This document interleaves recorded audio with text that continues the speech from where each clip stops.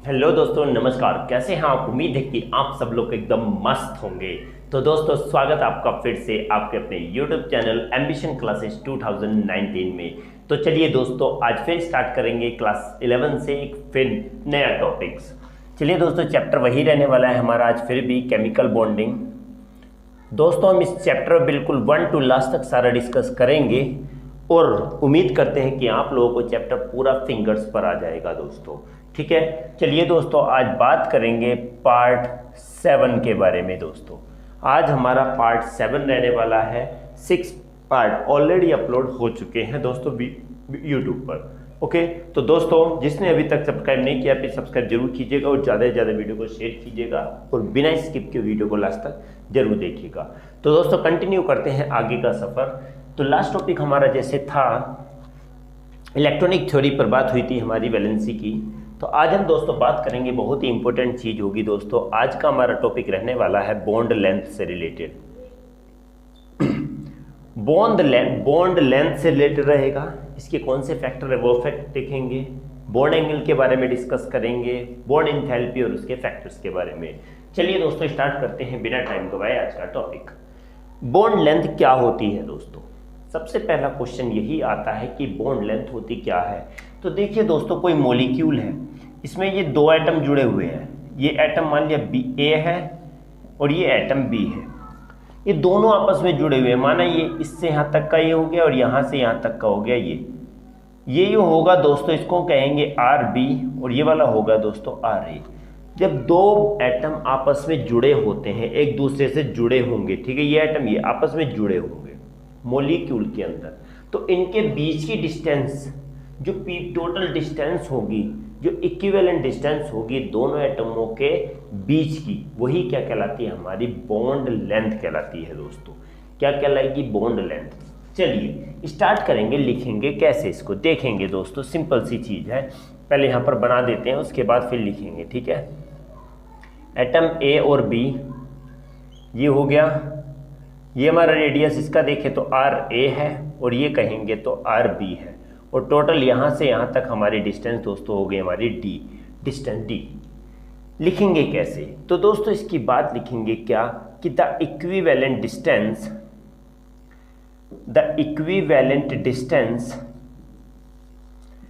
Between the two atoms, between the nuclei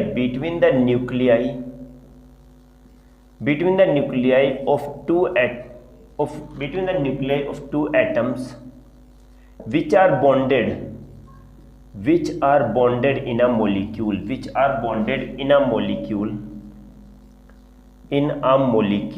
known as, यही क्या कहलाता है दोस्तों? इसी चीज को हम बोलते हैं बॉन्ड लेंथ। कि the equivalent distance between the nuclei of two atom, दो एटम के न्यूक्लियाई की इक्विवेलेंट डिस्टेंस, और कब? जब ये दोनों मॉलिक्यूल के अंदर दोनों एटम जुड़े होते हैं, यही डिस्टेंस क्या कहलाती है? हमारी बॉन्ड लेंथ कहते हैं दोस्तों। ठीक है, इसको जो होता है इट इज मेजर्ड। ये कैसे मेजर्ड होती है? लिखेंगे इट इज मेजर्ड इन, किसमें मेजर्ड होगी दोस्तों?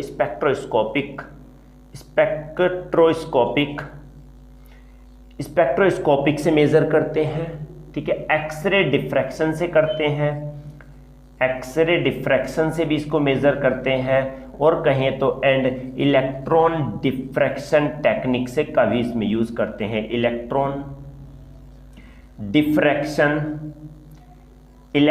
डिफ्रैक्शन टेक्निक का भी इसमें क्या यूज करते हैं? इसको यूज करते हैं। समझ देखिए दोस्तों, क्या कि पहले तो दो एटम जब जुड़े होंगे मॉलिक्यूल को, तो इनके बीच की इक्विवेलेंट डिस्टेंस ही कहलाएगी बॉन्ड लेंथ। ठीक, ये मेजर करेंगे, वो किस में करते हैं? स्पेक्ट्रोस्कोपी से मेजर करेंगे, एक्सरे डिफ्रैक्शन से, या फिर इलेक्ट्रॉन डिफ्रैक्शन टेक्निक से इसको मेजर करते हैं। एक एक दोस्तों टॉपिक दोस्तों आपको एनसीईआरटी का बेस ही मिलेगा, और वही मिलेगा जो एग्जाम में ज़्यादा पूछा जाता है। अरे गहरे टॉपिक कुछ भी यहाँ पर आप लोगों को देखने को नहीं मिलेंगे दोस्तों। चलिए, ये तो हमारा हो गया मेजर। अब किस में एक्सप्रेस करते हैं? लिखेंगे इट इज एक्सप्रेस्ड इन किस में करेंगे दोस्तों? पिकोमीटर में करेंगे, पिकोमीटर में करते हैं, और हम we can say that angstrom में भी करते हैं, किस किस में मेजर करेंगे, पिकोमीटर में भी करते हैं और किस में भी करते हैं, एंगस्ट्रॉम में भी करते हैं। दोस्तों इसके साथ साथ पता होना चाहिए पिकोमीटर कितना होता है, 1 पिकोमीटर में कितने होते हैं, 10⁻⁻12 मीटर होते हैं। एंगस्ट्रॉम की अगर बात आती है तो 1 एंगस्ट्रॉम का ये होता है, कितने होते हैं, इसमें होते हैं 10⁻⁻10 मीटर। सब चीज़ें पता होनी चाहिए। पिकोमीटर में 10⁻⁻12 मीटर और 10⁻⁻10 होता है मीटर एंगस्ट्रॉम, 1 एंगस्ट्रॉम में। अब बात आती है, एक और पॉइंट आते हैं कि it is represented as, it is denoted by, denoted लिखेंगे, it is denoted by small D. किससे रिप्रेजेंट करते हैं दोस्तों, डिनोट करते हैं डी से। समझ में आया ना, किससे रिप्रेजेंट करेंगे, डी से रिप्रेजेंट करेंगे। बात आती है मैथमेटिकली, यहां पर लिख दें मैथमेटिकली इसको कैसे रिप्रेजेंट करेंगे दोस्तों, mathematically it is represented as कैसे, तो करेंगे दोस्तों D is equal to RA plus RB। यही क्या है, हमारा मैथमेटिकल रिप्रेजेंटेशन है किस चीज का, बॉन्ड लेंथ का। समझ में आ गया होगा बॉन्ड लेंथ क्या होती है, इसको किस में मेजर करते हैं, किस में एक्सप्रेस करते हैं, ये कितना होता है, एंगस्ट्रॉम में कितने मीटर होते हैं, रिप्रेजेंट D से किया जाता है। और मैथमेटिकली कहें तो D is equal to RA plus RB होती है। तो दोस्तों उम्मीद है कि आपको ये क्लियर हो गया होगा बॉन्ड लेंथ। तो दोस्तों जल्दी से स्क्रीनशॉट ले लीजिएगा, बात करेंगे इसके फैक्टर्स के बारे में, कौन कौन से फैक्टर इसको अफेक्ट करते हैं। जल्दी से स्क्रीनशॉट ले लीजिएगा दोस्तों। मैं तो ये कहता हूँ कि इसको एक एक चीज नोट्स बना के रखिए ताकि आपके लिए बहुत ज़्यादा हेल्पफुल होगी दोस्तों। चलिए बात करेंगे फैक्टर अफेक्टिंग किसको, factor affecting bond length, factor affecting bond length. Bond length को कौन कौन से फैक्टर है जो अफेक्ट करते हैं दोस्तों। सबसे पहला आता है इसका साइज ऑफ एटम, ठीक है, साइज ऑफ एटम सबसे पहला फैक्टर यही आएगा, क्या, एटम का साइज। अगर साइज छोटा होगा तो रेडियस भी छोटा होगा, जैसे साइज बढ़ता चला जाएगा तो रेडियस भी बढ़ता जाएगा। तो क्या कहेंगे कि अगर साइज बढ़ेगा, if the size of the atom increases then bond length will also increases. Size बढ़ रहा है तो बॉन्ड लेंथ भी क्या होगी, बढ़ेगी। देखिए दोस्तों पहले तो एटम ये थे, अब एटम ये हो गए, फिर एटम ये हो गए। तो देखिए दोस्तों पहले तो इसकी सिर्फ ये थी, फिर इसकी ये थी, अब इसकी ये हो गई। साइज बढ़ रहा है तो क्या होगा, इसका बॉन्ड लेंथ भी दोस्तों बढ़ती है। क्लियर है ना, यस। तो लिखेंगे if the size of atom, if the size of an atom increases then the bond length will also increases. चलिए दोस्तों क्या होगा, अगर क्या होगा, पहली बात तो ये कहा है कि अगर एटम का साइज बढ़ेगा तो बॉन्ड लेंथ भी बढ़ेगी। दूसरा आता है दोस्तों बॉन्ड मल्टीप्लिसिटी, बॉन्ड मल्टीप्लिसिटी। अब ये क्या है दोस्तों, तो क्या होता है, बहुत सारे एटम के बीच में कुछ एटम्स ऐसे होते हैं सिंगल बॉन्ड होते हैं मॉलिक्यूल में, कुछ ऐसे होते हैं डबल बॉन्ड होते हैं और कुछ होते हैं ट्रिपल बॉन्ड। तो देखिए एक सिंगल बॉन्ड है, एक डबल बॉन्ड है और एक ट्रिपल बॉन्ड है। बॉन्ड मल्टीप्लिसिटी जैसे बढ़ती जाएगी तो ध्यान रखिएगा, और ये बॉन्ड बढ़ रहे हैं, मल्टीप्लिसिटी बढ़ रही है, तो बॉन्ड लेंथ दोस्तों क्या होती है, जस्ट अपोजिट होगी। बॉन्ड लेंथ बॉन्ड मल्टीप्लिसिटी बढ़ेगी तो बॉन्ड लेंथ घटती है। जितना कम बॉन्ड होगा, जितना छोटा बॉन्ड हो, जितना कम बॉन्ड होगा उतनी ही बॉन्ड लेंथ, तो जितना एक बॉन्ड होगा, जितने कम बॉन्ड होंगे उतना बॉन्ड लेंथ ज़्यादा होगी। बॉन्ड बढ़ेंगे तो बॉन्ड लेंथ क्या होती जाती है, क्या, छोटी होती जाती है। लिखेंगे if the multiplicity, if the number of bond increases then the bond length then the bond length will be decreases। देखिए दोस्तों, सिंपल सी चीज हो गई है क्या कि अगर बॉन्ड बढ़ेंगे तो बॉन्ड लेंथ घटेगी। तो अब हम कहते हैं कि हमारे पास होता है एल्केन, एल्कीन और एल्काइन। एल्काइन में ट्रिपल बॉन्ड, एल्कीन में डबल बॉन्ड, एल्केन में सिंगल बॉन्ड। तो हम कहेंगे बॉन्ड लेंथ के अकॉर्डिंग इनको अरेंज किया जाए तो अरेंज में सबसे क्या होगी, हम कहेंगे ट्रिपल बॉन्ड में सबसे कम होगी बॉन्ड लेंथ, डबल बॉन्ड में उससे ज़्यादा होगी और सबसे ज़्यादा किसकी होगी, सिंगल बॉन्ड की होगी, क्योंकि बॉन्ड मल्टीप्लिसिटी बढ़ने पर बॉन्ड लेंथ कम हो जाती है। क्लियर हो गया होगा दोस्तों। चलिए बात करेंगे तीसरे के बारे में। तो यहाँ पर लिखेंगे पी करेक्टर। एक होता है दोस्तों s character, electronegativity directly proportional to the s character, whereas bond length directly proportional to the p character. क्योंकि एस करेक्टर अगर हमारे बढ़ते हैं तो हमारी इलेक्ट्रोनेगेटिविटी, हम पढ़ के आए हैं इलेक्ट्रोनेगेटिविटी क्या होती है दोस्तों, ये भी बढ़ती है। अगर हम कहेंगे पी करेक्टर बढ़ेगा तो हमारी बॉन्ड लेंथ क्या होती है, बॉन्ड लेंथ भी बढ़ेगी। ये बात ध्यान रखना है। तो पी करेक्टर का मतलब अगर हम कहेंगे sp है, sp2 है और sp3 है, तो बताइए किस में सबसे ज़्यादा बॉन्ड लेंथ होगी। तो डेफिनेटली दोस्तों यहाँ पर अगर कहा जाए तो 50-50% है, 50-50, ये भी s और ये p।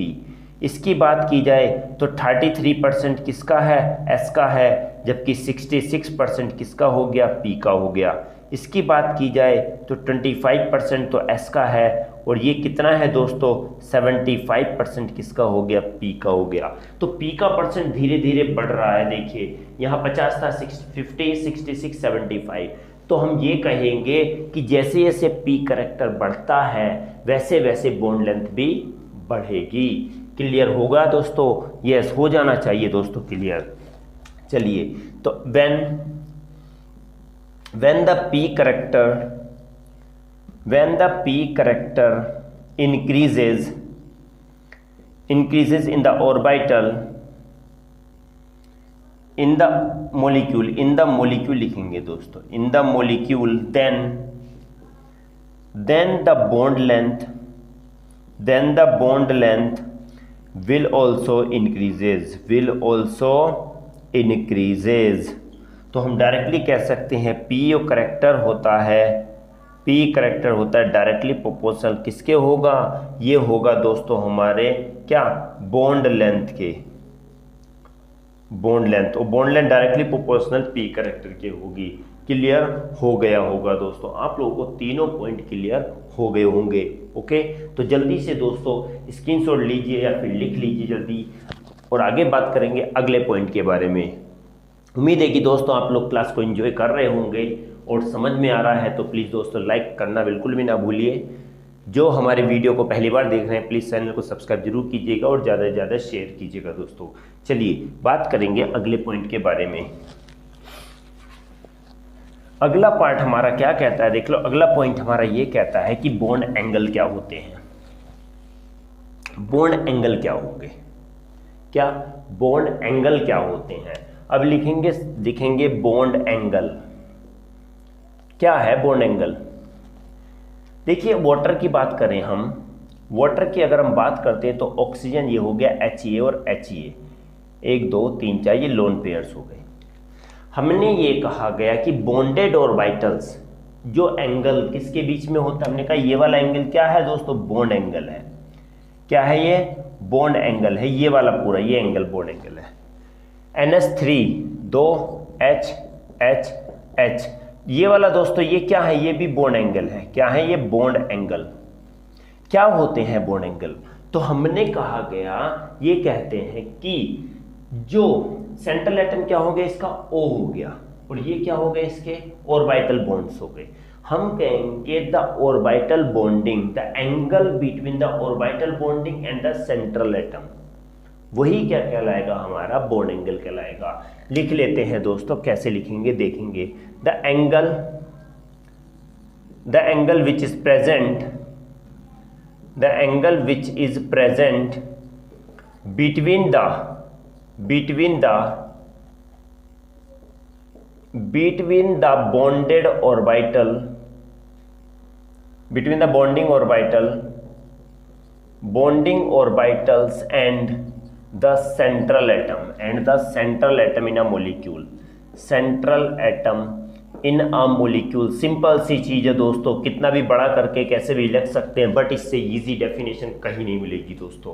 क्या कि जो एंगल बॉन्डेड ऑर्बिटल या बॉन्डिंग ऑर्बिटल और सेंट्रल एटम के बीच में होता है, उसी एंगल को क्या बोलते हैं, विच इज क्या बोलते हैं दोस्तों, बॉन्ड एंगल बोलते हैं। बात करेंगे इट इज मेजर्ड इन क्या, it is measured in degree, it is measured by degree and expressed in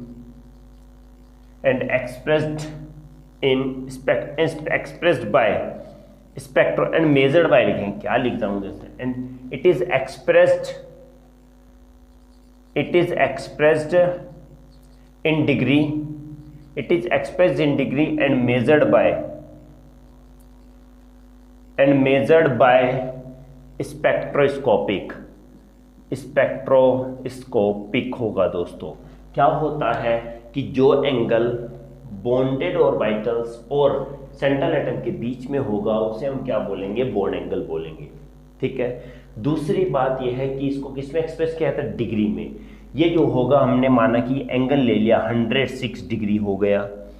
tetrahedral की बात आती है, ये टेट्राहेड्रल की अगर बात आएगी तो दोस्तों ये एंगल कितना होता है, हमने कहा ये एंगल कितना होगा 109.5, तो डिग्री में होगा दोस्तों। इसको किस में मेजर एक्सप्रेस करेंगे, मेजर किस में, डिग्री में।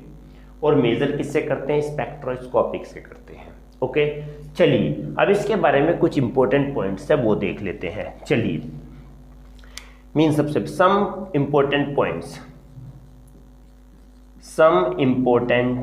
पॉइंट्स, कुछ इंपॉर्टेंट पॉइंट्स के बारे में देखेंगे। क्या है, सबसे पहले क्या होता है कि सबसे पहले हमें ये बताता है किसको, किसी भी सेंट्रल एटम के चारों ओर, पूरे जिसके चारों ओर, सेंट्रल एटम के चारों ओर जो ऑर्बिटल्स होते हैं उनके डिस्ट्रीब्यूशन को बताता है। उनका ये डिस्ट्रीब्यूशन हो रहा है, कैसे हो रहा है, उसके बारे में हमें ये आइडिया देता है।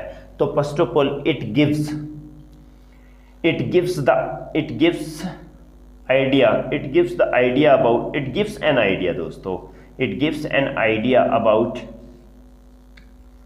about the distribution। किसके बारे में बात कर रहे हैं दोस्तों, हम बात कर रहे हैं बॉन्ड एंगल के बारे में। ये किसके बारे में बताता है, it gives an idea about the distribution of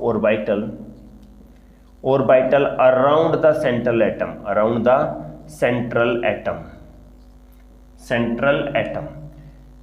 central atom के चारों ओर जो ऑर्बिटल्स डिस्ट्रीब्यूट हैं उसके बारे में आइडिया देता है। कौन देगा, bond angle.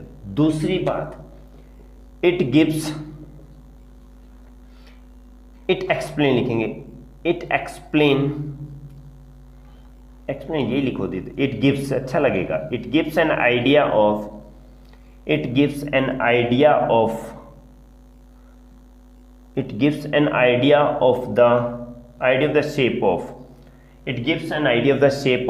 the orbital, shape of the molecule। किसके बारे में, मॉलिक्यूल का शेप कैसा होगा उसके बारे में भी कौन बताता है, बॉन्ड एंगल बताता है कि उसका शेप कैसा होगा। अगर माना इसका शेप अगर हम कह लिया जाए तो कैसा शेप होता है, बैंड शेप होता है। ओके, ये शेप का पिरामिडल शेप होता है दोस्तों। इस टाइप से हमें शेप के बारे में भी ये बताता है। पहला किसके बारे में बताता है कि ऑर्बिटल्स का सेंट्रल एटम के चारों डिस्ट्रीब्यूशन के बारे में आइडिया देता है। दूसरी बात हमें बताता है कि इसका शेप कैसा होगा। तीसरी बात बताता है इसमें एक चीज लिख लो, इसमें ये नहीं अच्छा लग रहा, इट हेल्प्स लिखेंगे, अच्छा लगेगा। It helps to determine the shape of the molecule. दूसरा, it gives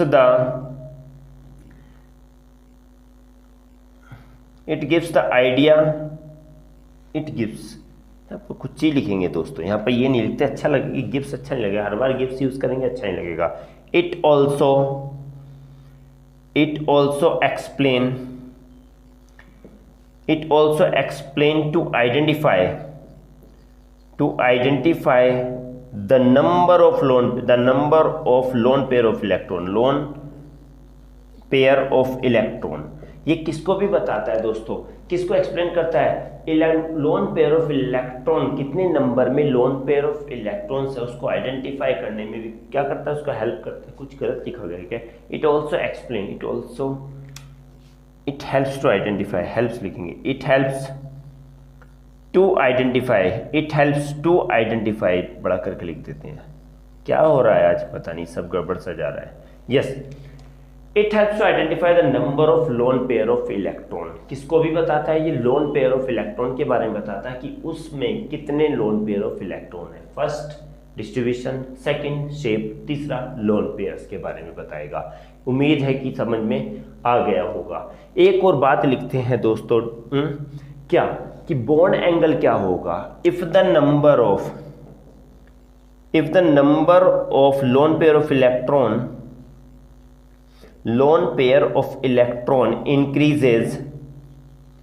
increases then the bond angle decreases।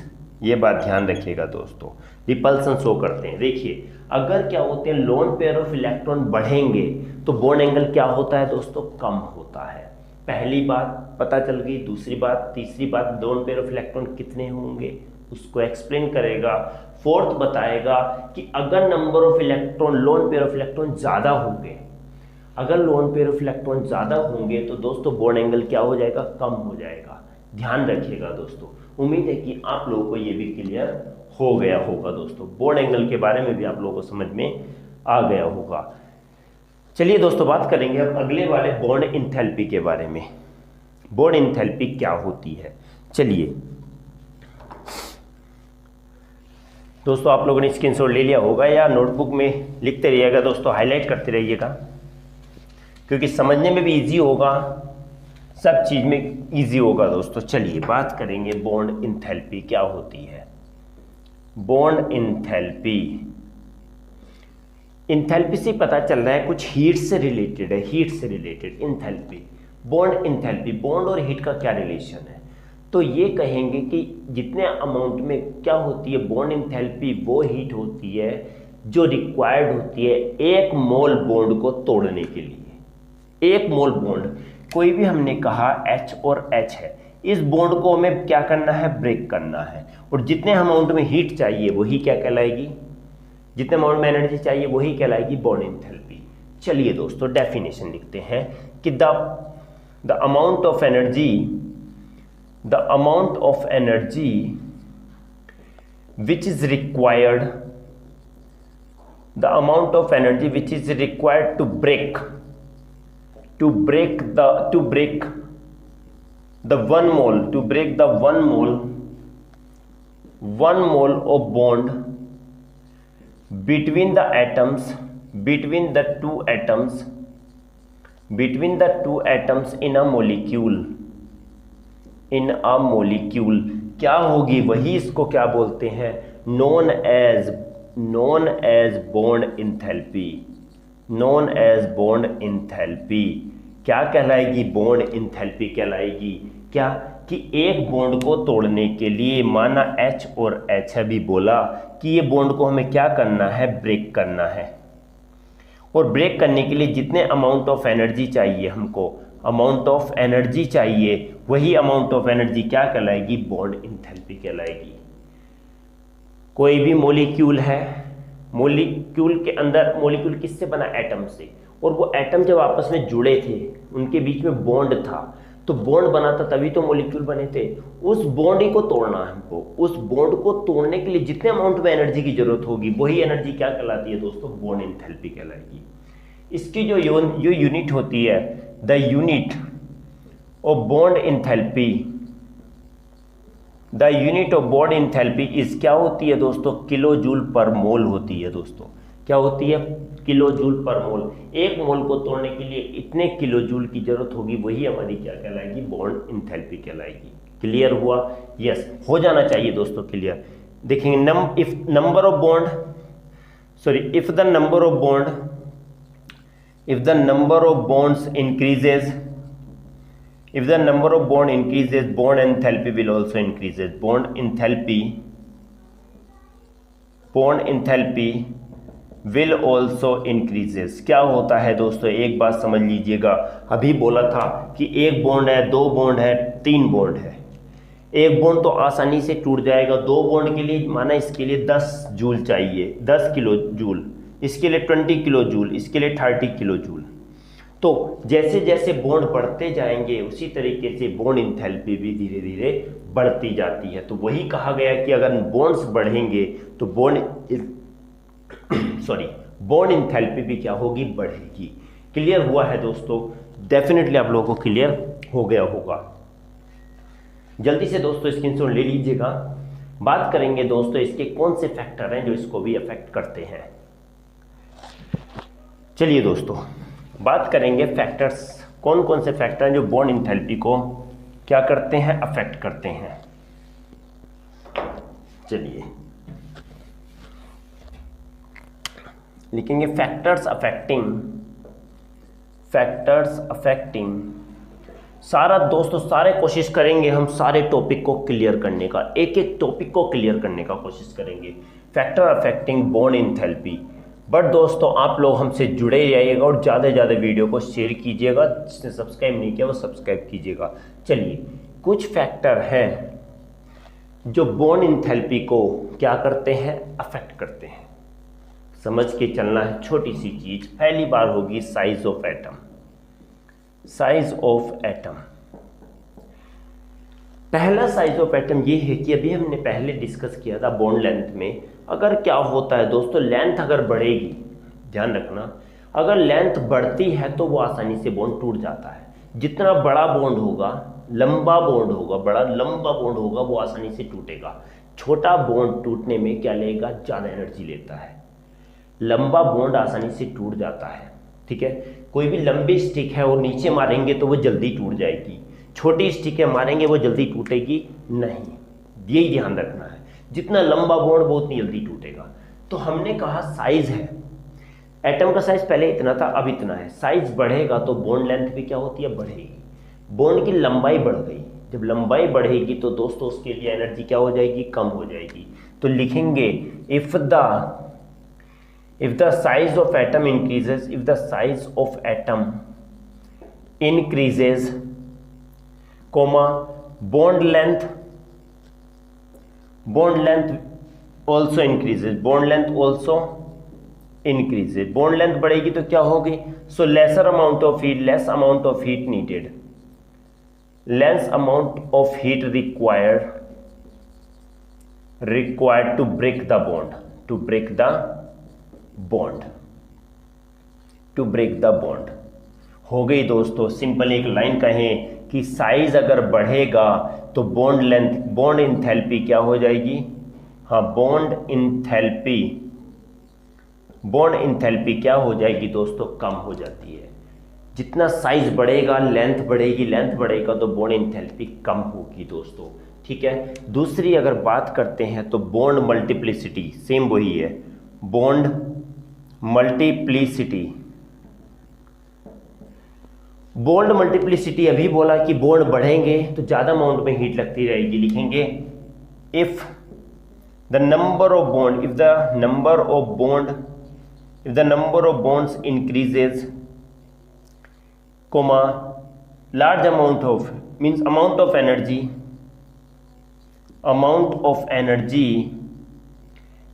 Energy to break the bond will also increases।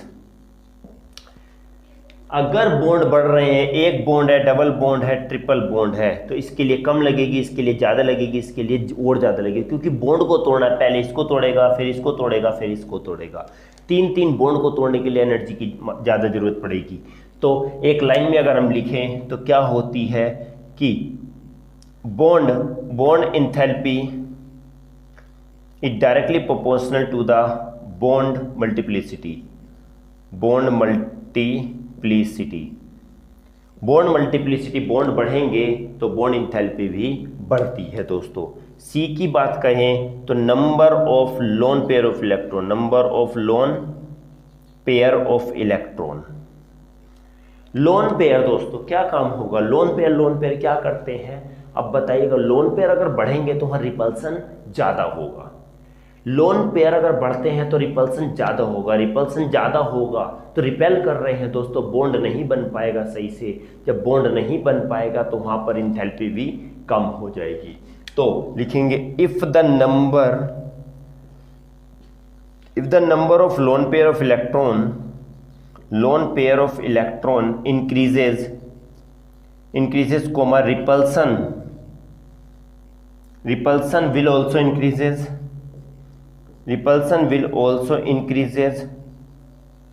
so the less amount of heat required to break the bond, to break the bond।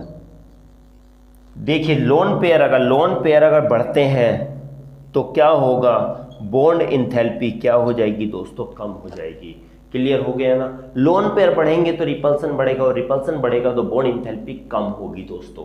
बात करेंगे last वाले point की, यहां पर बात आती है दोस्तों क्या, extent of overlapping.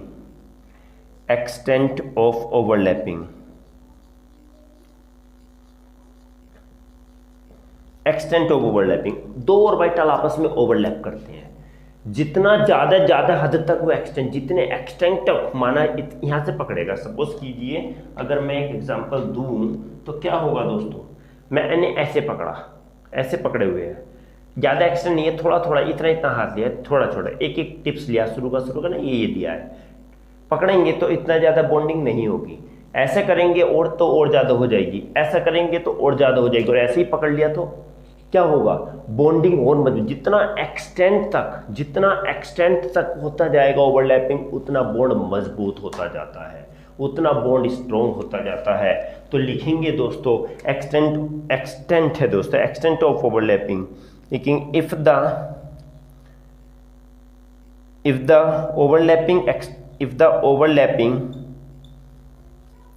overlapping extent increases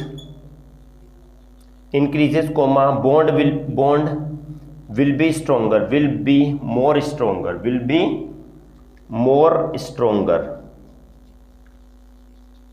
comma large amount of energy, large amount of heat is required। ज़्यादा अमाउंट में हीट की जरूरत पड़ेगी। और अगर कहें कि एक शॉर्ट में लिख दें तो एक्सटेंट ओवरलैपिंग, ईओ करके लिख दिया, EO extent overlapping is directly proportional to the bond enthalpy. Directly अगर क्या होगा, ओवरलैपिंग ज़्यादा होगी, ज़्यादा एक्सटेंट होगा, बढ़ेगा तो बॉन्ड ज़्यादा मजबूत हो जाएगा। मैंने एग्जांपल दिया ये और ये करके, जितना एक्सटेंट बढ़ता जाएगा उतना बॉन्ड मजबूत होता जाएगा, स्ट्रॉन्ग होता जाएगा, और उतनी ही ज़्यादा अमाउंट में हीट चाहिए उसको ब्रेक करने के लिए। आई होप कि दोस्तों आप लोगों को सारे पॉइंट क्लियर हो गए होंगे, सारी चीज़ें आप लोगों को क्लियर हो गई होंगी दोस्तों, और उम्मीद है कि आप लोगों ने आज की क्लास भी इंजॉय किया होगा दोस्तों, समझ में आ गया होगा। क्लियर समझ में आया तो प्लीज़ लाइक ज़रूर कीजिएगा और वीडियो को ज़्यादा से ज़्यादा शेयर कीजिएगा दोस्तों। तो दोस्तों आज के लिए बस इतना ही था, मिलते हैं अगली वीडियो में एक नए टॉपिक के साथ, एक मस्त फिर से एक नया ज़बरदस्त टॉपिक लेके आएंगे दोस्तों, बिल्कुल फुल ऑफ एनर्जी के साथ। तो ध्यान रखिएगा दोस्तों, अपना पढ़ाई की पर बिल्कुल फोकस बनाए रखिएगा। तो मिलेंगे दोस्तों अगली क्लास में, तब तक के लिए नमस्कार।